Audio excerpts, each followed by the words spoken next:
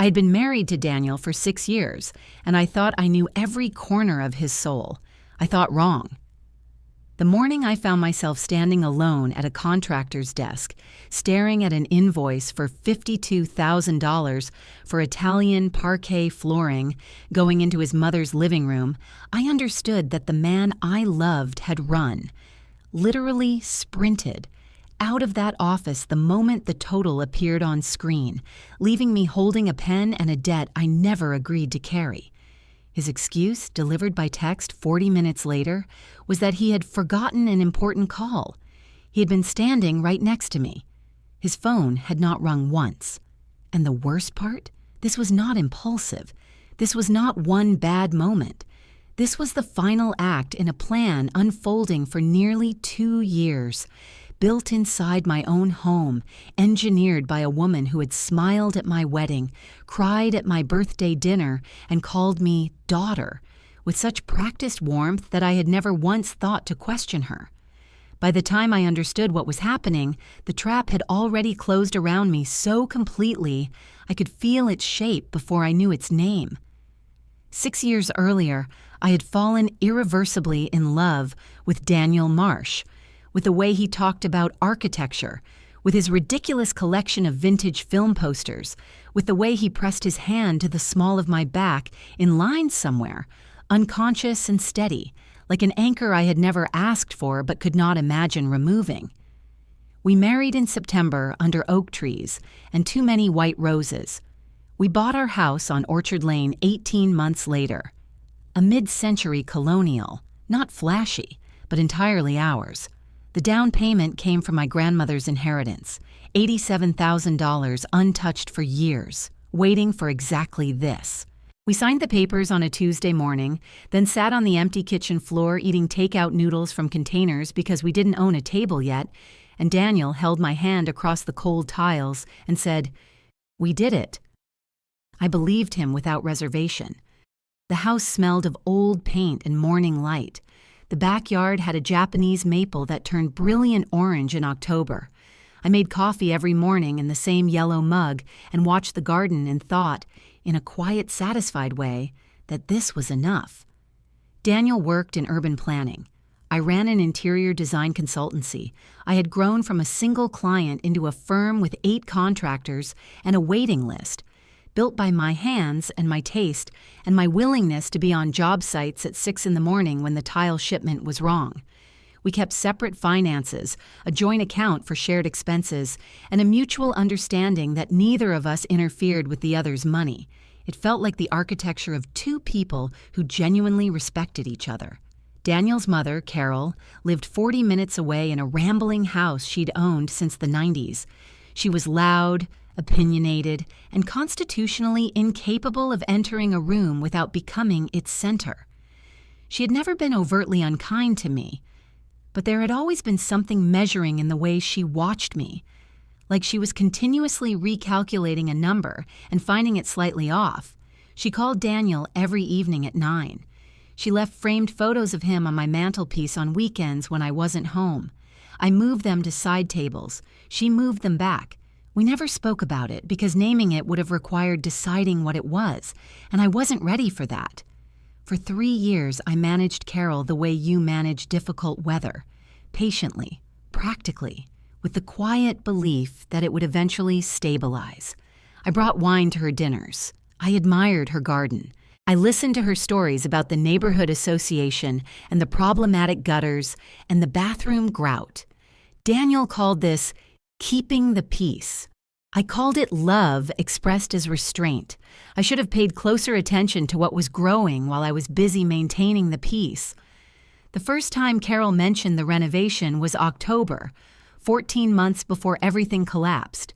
Sunday dinner, pot roast, rosemary and sweetness, the amber warmth of her antique lamp.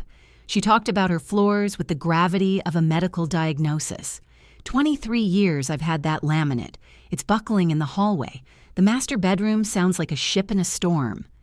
Then she looked at me, not Daniel, me, and said, "Clara, you know about these things.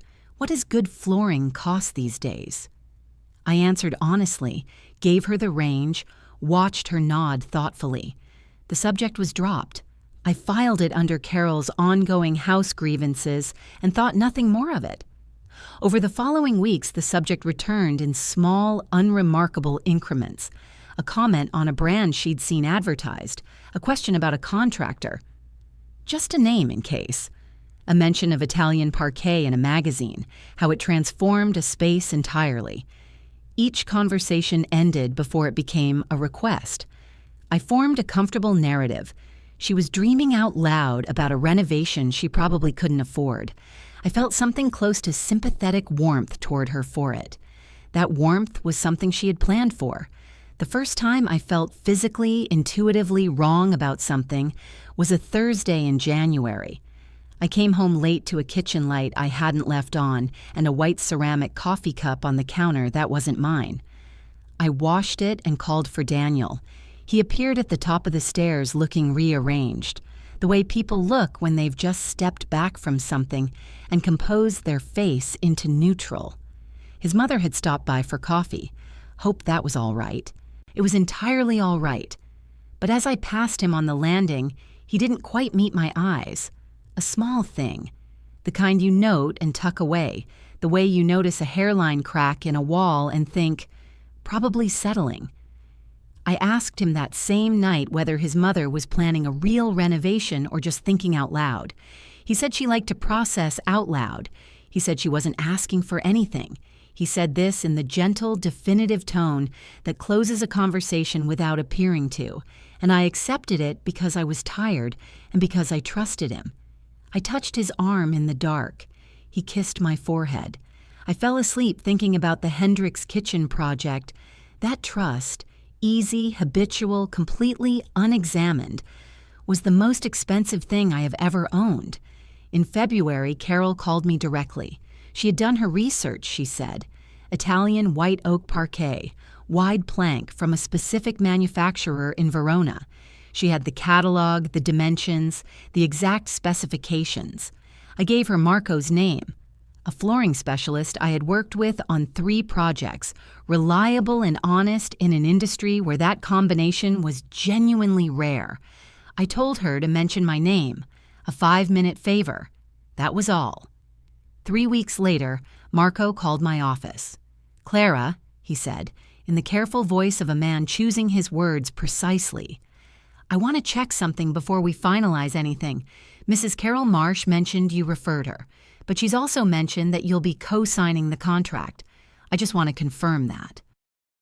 I felt something in my chest shift, not dramatically, more like a drawer that is always open smoothly, suddenly catching on something invisible. "I won't be co-signing anything," I said. "She's the client. This is her project." A pause. "Right. That's what I assumed. I'll go back to her and clarify." I looked out my office window at the gray February street. Bare trees, a woman walking a dog on a bright red leash, and I called Daniel, told him what Marco had said. 3 seconds of silence. "I'm sure she just misspoke," he said.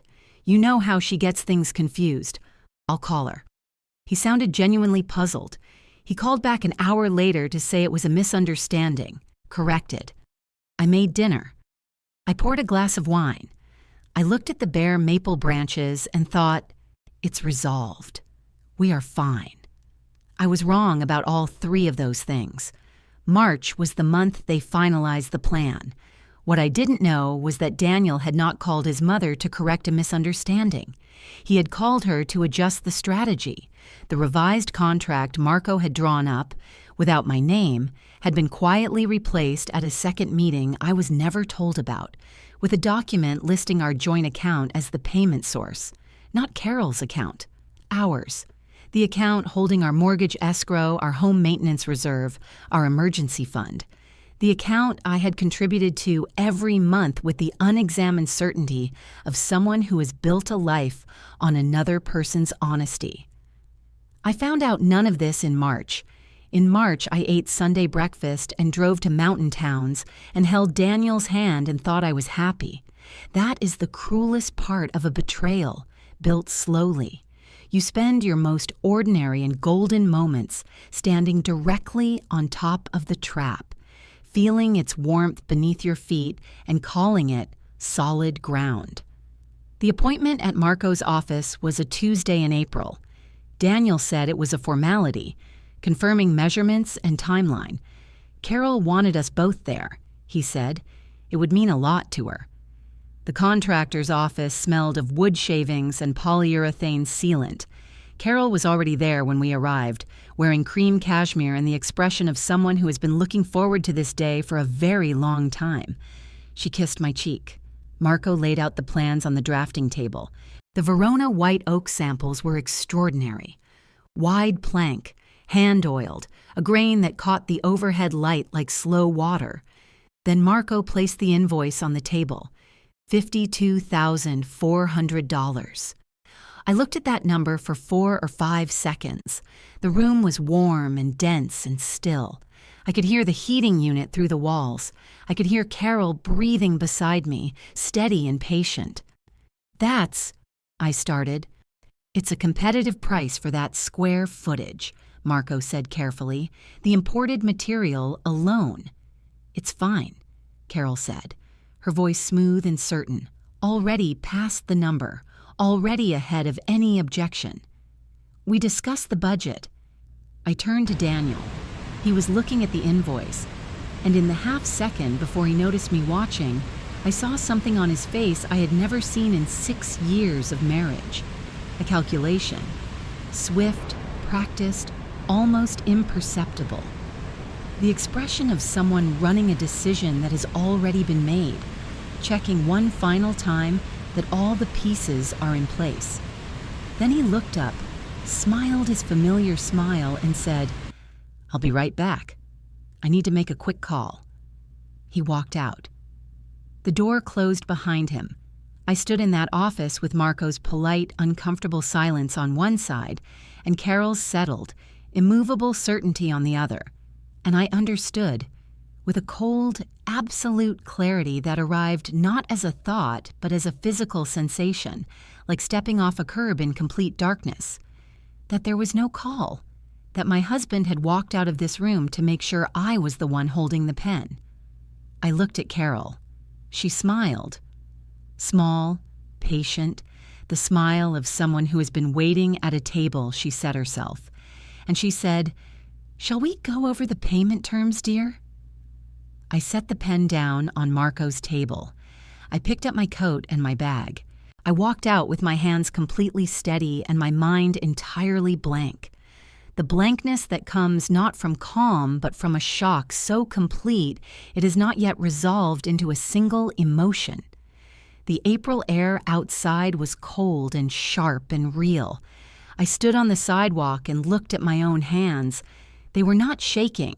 That surprised me. I had always assumed that when the worst moment came, I would fall apart. Instead, I felt very still, very small, and more awake than I had been in months. I texted Daniel, "Where are you?" The reply came 40 minutes later. "Sorry, got pulled away. Important call from the office. Can we talk tonight?" I read it 3 times. Then I called my father. Richard had been a contracts attorney for 35 years and had a gift for listening to a problem until it revealed its own shape. I told him everything in the compressed, factual way you use when you are not yet ready to feel the weight of something. When I finished, he was quiet. Then, "Clara, do you have access to the joint account online?" "Yes. Check the transaction history for the last 6 months tonight. Don't tell Daniel. Don't say a word." A pause. "Come for dinner first. Your mother made soup." I ate soup. I drove home. Daniel was on the couch, relaxed and entirely himself, and said, "Hey, you went to your parents?" With the ease of a man with nothing to hide. "I needed to see them," I said. "Everything okay?" "Sure. I'm tired. Going to bed." I lay in the dark for 2 hours listening to the maple branch tap against the window, listening to Daniel's breathing even out and deepen into sleep. Then I opened the bank application on my phone. What I found in those transaction records, In the quiet, blue-lit dark of my own bedroom, lying next to the man I had married under white roses, was not one surprise. It was an entire architecture of betrayal, and it had been built, beam by careful beam, for a very long time. The joint account had a transaction history going back 18 months. I scrolled through it slowly, lying in the dark, the phone screen the only light in the room, Daniel's breathing steady and oblivious beside me. Most of the entries were familiar. The mortgage payment on the first of every month, the utility bills, the grocery charges, the occasional restaurant. But starting in October, the same October Carol had first talked about her floors over pot roast and rosemary, there was a second pattern, small at first, $240 to a business called Marsh Home Consulting, LLC, $315 the month after, then $480, then $600. Then in January, a wire transfer of $4,200 to the same entity. I did not recognize the name. I sat up in the dark and searched it on my phone. Marsh Home Consulting, LLC, was a limited liability company registered in our state 11 months ago. The registered agent, Daniel Allen Marsh, my husband, a company I had never heard of, never been told about, that had been receiving money from our shared account every single month for nearly a year. I got out of bed quietly with the careful precision of someone who has decided the most important thing right now is not to disturb the surface of anything. I went downstairs, sat at the kitchen table, and opened my laptop. State Business Registry, LLC registration records, single member, my husband, registered October 14th. The same week, I realized with a slow, settling nausea that Carol had first mentioned her floors at Sunday dinner. The total transfers from our account to that LLC over 11 months, $22,600. More than half the deposit Marco would need to begin installation. And I had not signed a single thing. I had not been asked. I had not been told. I closed the laptop. I sat in my kitchen in the dark and breathed. I thought about the coffee cup washed in January. I thought about Daniel's 3-second pause on the phone. I thought about Carol's smile across Marco's drafting table, small, patient, settled. I thought about the word dear. And then I stopped thinking and started feeling. And what I felt was something I had no previous experience with. A rage that was not hot but cold, not explosive but precise. The kind of anger that doesn't make you loud, it makes you very, very quiet. I went back upstairs. I lay down beside my husband. I did not touch him. I stared at the ceiling until 4 a.m, when I made a decision that was simple and total. I was going to find out exactly how deep this went before I said a single word to him. My father picked up at 7 before Daniel was awake. I told him about the LLC in a flat, factual voice. Silence. Then, come over. Bring everything you have. We need to look at this properly. I drove over with printed transaction records and the LLC registration. My father sat across from me at his kitchen table with his reading glasses on and his coffee untouched, and he studied those documents for a long time. Has he ever mentioned this company? No. Has Carol ever mentioned a business arrangement with Daniel? No. He took off his glasses. Clara, I want you to see a family law attorney today. Don't confront anyone. Don't move any money. Don't let on that you know. Can you do that? I could. I had already been doing it since 4 a.m. Patricia Lowe had short gray hair, reading glasses on a chain, and an office that smelled of good coffee and paper. She read everything I brought without comment, making small notations in the margins. When she finished, "Tell me everything, from the beginning." I did. When I finished, she said evenly, "If funds were transferred from a joint marital account to a single-member LLC owned by your husband without your knowledge or consent, that may constitute dissipation of marital assets. The question is where the money went once it reached the LLC. We need to follow it." She gave me specific instructions. Do not confront, do not withdraw funds, do not sign anything Carol or Daniel presents, and find out what the LLC paid for. I left her office with a signed retainer agreement and drove directly to Marco's. Marco was uncomfortable from the moment I walked through his door. He offered coffee I didn't want and gestured to the chair where I'd sat 24 hours ago. I sat down and said, without preamble, "Marco, I need to know who has been making payments on Carol Marsh's account." He hesitated. "Marco," I said. My voice was quiet and entirely steady. "We have worked together for 3 years. You called me last month to verify my name on a contract. You did the right thing then. I'm asking you to do the right thing now." He looked at his desk. He looked at me. He opened a file and turned his monitor toward me. The $8,500 deposit on Carol's Verona Oak order, paid 3 weeks ago by wire transfer, had come from Marsh Home Consulting, LLC. I looked at that line on the screen for a long time. "The balance was going to be paid at signing," Marco said quietly. "The full 52. That's what the contract said. Payment in full at the appointment." He paused. "Clara, I'm sorry. I didn't know what was happening." "I know you didn't," I said. "Thank you." I drove home. Daniel's car was in the driveway. He was in the kitchen making dinner. Pasta, the radio on low, moving between the stove and counter with the easy comfort of someone in a life that is going well. And he looked up when I came in and smiled. The familiar smile. The one I had believed in completely for 6 years. I sat down across from him at the table. He plated the food. He poured the wine. He sat down and started talking about his day. A planning meeting, a difficult colleague, something about park rezoning.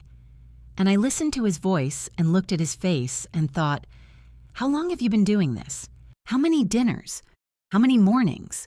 How many times did you kiss me while thinking about the account? "I want to talk about yesterday," I said. He set down his fork. His eyes went careful. "Yeah, I'm really sorry about stepping out like that. It was genuinely, there was a call I couldn't—" Daniel. Just his name. Something in the way I said it made him stop entirely. The silence stretched. He looked at me across the table, and I watched something move through his expression. Not guilt, not yet, but the moment before someone decides whether to reach for a story or reach for the truth. He reached for the story. "Look," he said, "I know how it looked. Mom got excited about this project, and I didn't want to make it a whole thing between you two. I knew if the number came up, you'd want a whole conversation about it, and she was ready to move forward, and I just thought—" "Tell me about Marsh Home Consulting," I said. The silence this time had weight. He looked at his wine glass. He looked at the table. He looked at a point somewhere adjacent to my face, and in that precise, awful avoidance, I understood that I had been right about everything. There was no version of this that was a misunderstanding. "It's just," he started. $22,600, I said. "Transferred from our joint account to a company you registered in October without telling me, which then paid the deposit on your mother's $52,000 flooring order." I paused. "Tell me I have something wrong. Tell me I misread something." He said nothing. The kitchen was very quiet. The radio too low to hear, the pasta cooling between us, the wine ring on the table that I hadn't touched. I watched it the way you watch insignificant things when the significant ones are too large to look at directly. "My mother needed help," he said finally. Low. "She couldn't afford it on her own. I wanted to take care of her. I knew you'd say no if I asked. So you didn't ask. I knew you'd say no.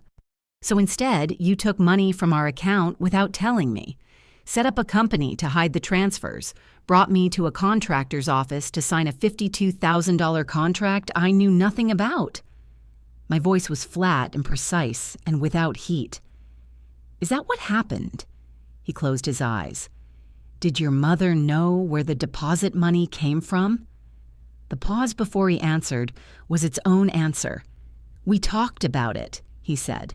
I called Patricia low that night. I called my father. I did not sleep. The next morning, I drove to Carol's house. She opened the door in her robe, holding a coffee mug, with the expression of someone who expected this and had prepared for it. She stood back and let me in without being asked. The house smelled of coffee and her floral perfume, the same one she had worn at my wedding, and I stood in her living room and looked at the laminate floor. 23 years old, slightly buckled at the edges. For this. "I know everything," I said. "The LLC, the transfers, the deposit." Carol sat in her armchair with the unhurried ease of someone who has already decided how this conversation will go. She set her mug on the side table. She looked at me with an expression that was not guilty, not defiant, not apologetic, patient, almost pitying. "Clara," she said, "Daniel and I talked about this extensively. He's my son. He wants to take care of me. That's not a crime." "Taking money from a joint account without your spouse's consent is a legal issue," I said. "My attorney has explained it in some detail." Something shifted in her eyes at the word attorney, not fear, a recalibration. Daniel earns money. He has every right to transfer marital assets to a secret LLC? To use those assets to pay for a contract he tried to get me to sign without disclosing the situation? I took one step toward her, closing the distance of polite space that had always existed between us. "Carol, I have kept the peace for 6 years. I have brought wine to your dinners and admired your garden and moved past 100 things I should have named out loud. I am done moving past things." She looked at me. Her jaw was set. The warmth was gone entirely now, and what was underneath it was harder and less charming. A stubborn, bedrock certainty of being owed something that I recognized as the engine that had always been driving her. The thing beneath the pot roast and the amber lamp and the word dear. "After everything I've done for this family," she said. "Name one thing you've done," I said quietly, "that wasn't ultimately about keeping your son in reach." The silence that followed was, as my father would say, legally significant. Patricia filed the formal notice of dissipation of marital assets within the week. The transfers were fully documented.